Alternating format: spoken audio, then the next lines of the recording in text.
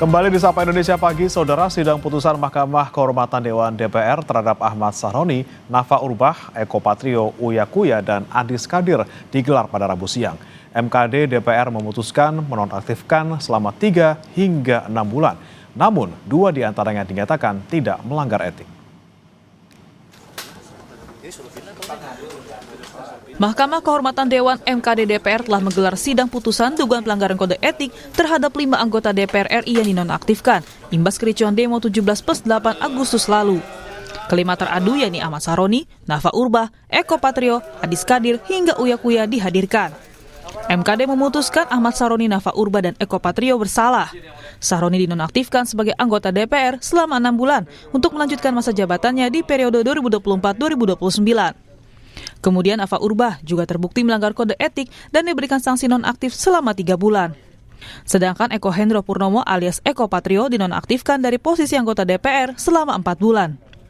Ketiganya juga dipastikan tidak mendapatkan hak keuangan berupa gaji maupun tunjangan anggota DPR selama masa penonaktifan.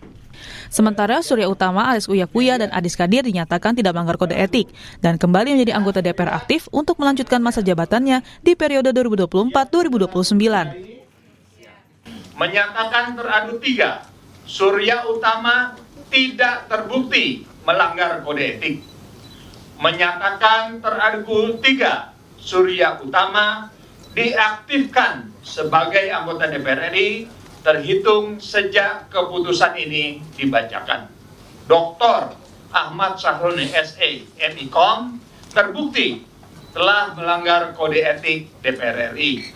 12. Menghukum teradu 5, Dr. Ahmad Sahroni SE MIKOM nonaktif selama 6 bulan. Usai putusan MKD DPR, Eko Hendro Purnomo alias Eko Patrio tak menjawab satupun pertanyaan wartawan. Sementara Surya Utama alias Uya Kuya dan Ahmad Sahroni mengaku menerima putusan MKD. Kita menghargai dan MKD menurut saya sangat profesional sekali, sangat objektif, dan apa yang diputuskan itu memang sesuai dengan bukti-bukti dan juga saksi ahli yang sudah memberikan keterangan ya, dan saksi-saksi lain ya. Ya pasti kita semua manusia pasti harus belajar lah. Nah, berarti setelah ini diserahkan pada Mahkamah Partai maksudnya? Iya, diserahkan pada Mahkamah Partai.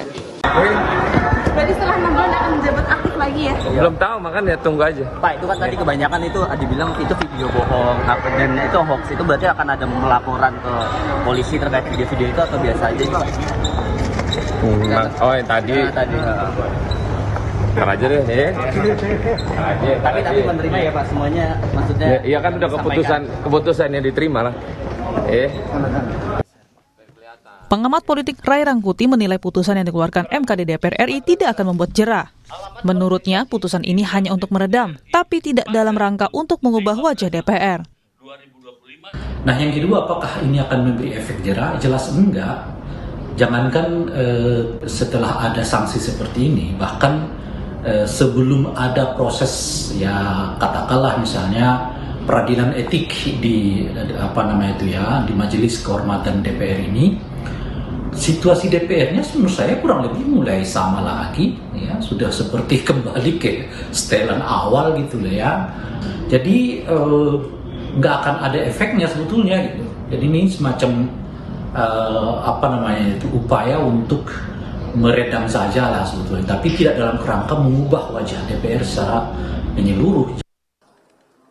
Sebelumnya, respon Adis Kadir, Nafa Urbach, dan Ahmad Sahroni mengenai pemberitaan kenaikan gaji dan tunjangan DPR RI dinilai memancing kemarahan publik. Di sisi lain, aksi Uya Kuya dan Eko Patrio yang berjoget saat sidang tahunan MPR RI pada 15 Agustus 2025 juga dinilai tidak peka terhadap kondisi perekonomian masyarakat yang sedang sulit. Tim Liputan Kompas TV.